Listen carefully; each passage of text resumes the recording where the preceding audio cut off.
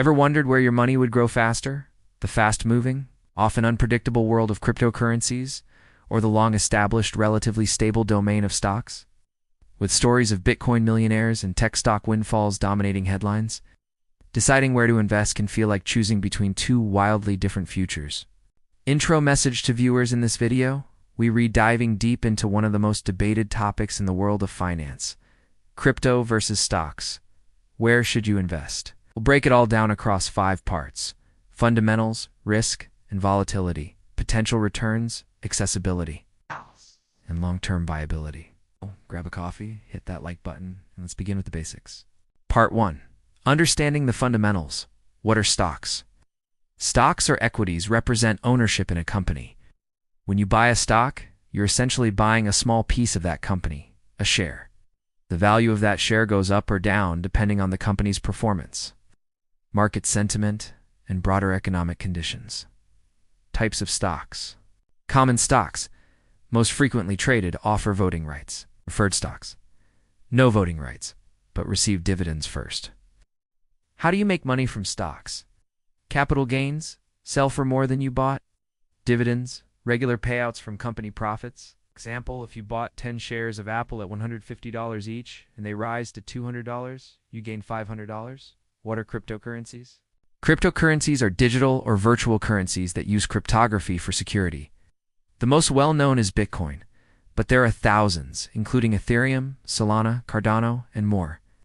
They run on decentralized networks using blockchain technology, a public, distributed ledger that records transactions across many computers. Types of cryptocurrencies: coins, tokens, stablecoins. How do you make money from crypto? Trading, buying low, selling high.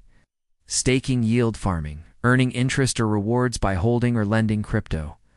Mining, earning new coins through computational work. Example, if you bought one Ethereum at $1,000 and it rises to $3,000, you've tripled your investment.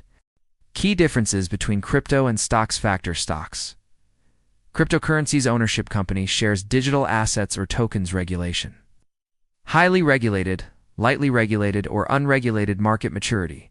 Decades of history, just over a decade. Underlying value based on business fundamentals. Speculative, tech-based. Accessibility requires brokerage account accessible with just a wallet. Trading hours: 9:30 a.m. to 4 p.m., 24/7. Trading. Part 2. Historical context and market.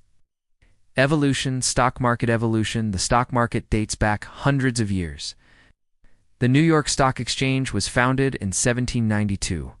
It has grown into a multi-trillion-dollar market encompassing global giants like Apple, Microsoft, Amazon, and Tesla.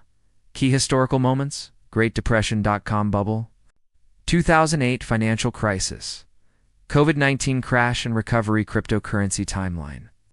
Crypto is relatively new but fast evolving.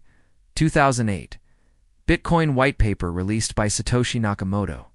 2009, Bitcoin network goes live. 2015, Ethereum launches, introducing smart contracts. 2017, ICO boom. 2020 to 2021, massive bull run, institutional interest grows. 2022, market crash, regulatory pressure increases. Crypto's rapid growth and innovation come with extreme volatility and risk. Part 3. Who typically invests in each? Stock investors, typically older or middle-aged. Conservative to moderate risk tolerance, long-term retirement focused. Rely on financial advisors. Crypto investors, younger demographics, tech-savvy and risk-tolerant. Interested in decentralization, quick profits. Influenced by online communities. Interesting stat. A 2024 survey by Pew Research showed that 43% of adults under 30 had invested in or used cryptocurrency compared to only 8% of those over 65. Final thoughts for this batch? So far, we've established a strong foundation. Stocks offer security, history, and regulation. Crypto offers innovation, accessibility, and high-risk, high-reward opportunities. In the next batch, we'll dive into volatility, risk, and reward potential, and how each asset class compares when it comes to building wealth or losing it. Dan T, forget to like and subscribe so you Dan T miss part 2. See you there.